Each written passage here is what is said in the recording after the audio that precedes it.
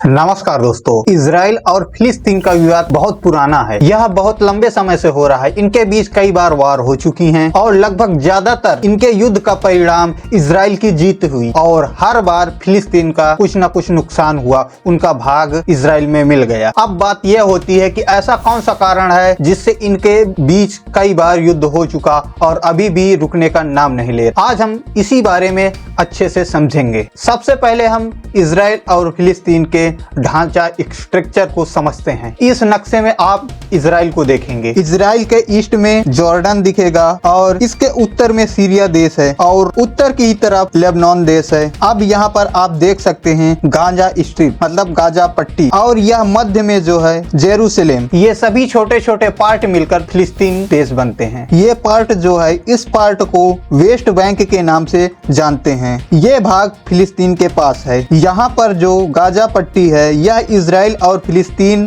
का मुख्य कारण है इनके युद्ध का। और वेस्ट बैंक के तरह यहाँ पर मध्य में देखेंगे जो जेरूसलेम है, यही जेरूसलेम इस पूरे विवाद का मुख्य केंद्र बिंदु है जहाँ से यह विवाद शुरू होता है। जेरूसलेम वह जगह है जो यहूदी और मुस्लिम दोनों के लिए बहुत इम्पोर्टेंट मानी जाती है और ये भी कहा जाता है कि यह जगह यहूदी और मुस्लिम दोनों के धर्मों में भी बहुत इम्पोर्टेंट मानी जाती है। इसी जगह को लेकर हमें कई बार विवाद देखने को मिला। अब हम यह तो जान गए कि इसके विवाद का मुख्य कारण, मुख्य बिंदु जेरूसलेम है। अब हम यह समझते हैं कि यह विवाद शुरू कहां से होता है। इसमें विवाद मुख्यतः 1917 से शुरू होता है जब ब्रिटेन द्वारा विल्फोर घोषणा को अपनाया जाता है। इस घोषणा में यह होता है कि फिलिस्तीन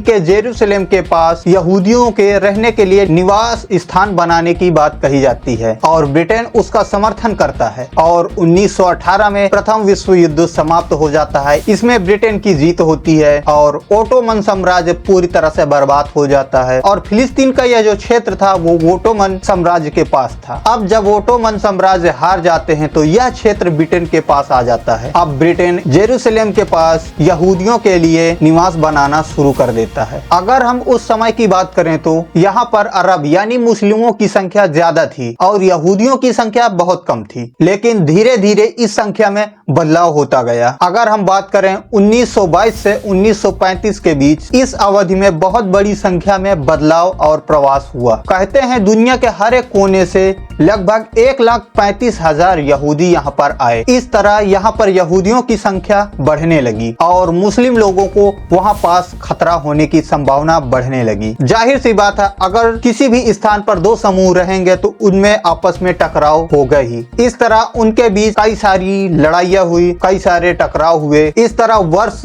1948 आता है। एक विशेष बात, वर्ष 1948 से पहले फिलिस्तीन में ब्रिटेन की सेना का देखरेख था क्योंकि फिलिस्तीन पूरी तरह से ब्रिटेन के अधीन था। लेकिन 1948 के बाद ब्रिटेन को यह लगने लगा कि यह समस्या का समाधान अब उसके बस का नहीं है। वह यहूदी और अरबी के बीच तालमेल नहीं बैठा सकता है। अतः उसने यहाँ से अपनी सेना को वापस बुला लिया और उस समय जो यूएन था, यूनाइटेड नेशन, वह नया नया बना था तो वहाँ पर इस विवाद को ट्रांसफर कर दिया। यूएन इस विवाद को सुलझाने की कोशिश करता है और पूरे फिलिस्तीन भूभाग को दो भागों में पार्टिसिपेट करने की सोचता है। इसके एक भाग में यहूदी रहेंगे तथा दूसरे भाग में अरब यानी मुस्लिम लोग रहेंगे। अब इस फैसले में यहूदी तो तैयार थे, लेकिन अरब और मुस्लिम इस फैसले से बिल्कुल भी तैयार नहीं थे। अरब के लोगों का यह कहना था कि फिलिस्तीन उनका घर है और यही बात यहूदी लोग कहते थे कि यह यहूदियों का घर है। तो मतलब यहाँ पर मुख्यतः भूभाग यानी जमीन से लेकर लड़ाई थी और यह लड़ाई धर्म से लेकर जुड़ी हुई थी। धार्मिक ग्रंथों में यह कहा गया है कि जेरूसलेम जो स्थान है वह उनके पूर्वजों का है। यही बात मुस्लिम लोग भी कह रहे थे और यही बात यहूदी लोग भी कह रहे थे। इसीलिए यहाँ पर लड़ाई जारी रहती थी और कभी न खत्म होने की एक सबसे बड़ी वजह थी, मतलब जिसका प्रभुत्व होगा उसका धर्म मजबूत होगा। अब यहाँ पर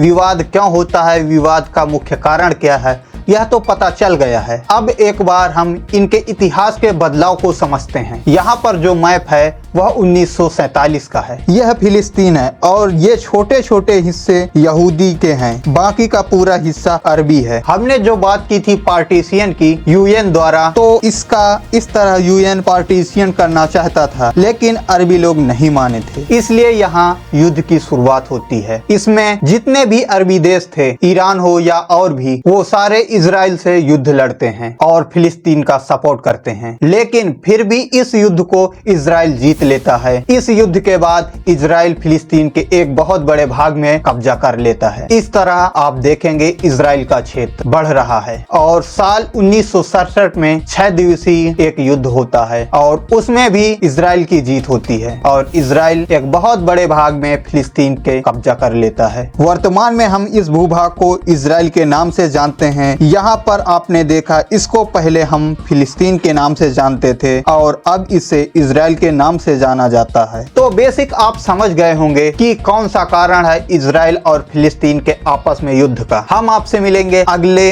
जानकारी भरे वीडियो में। आई होप आपको यह वीडियो पूर्णतः समझ में आ गया होगा। अगर आपको यह वीडियो अच्छी लगी तो वीडियो को लाइक करें और अपने दोस्तों के साथ शेयर करें। हम आपसे मिलते हैं अगले जानकारी भरे वीडियो में। तब तक के लिए जय हिंद दोस्तों।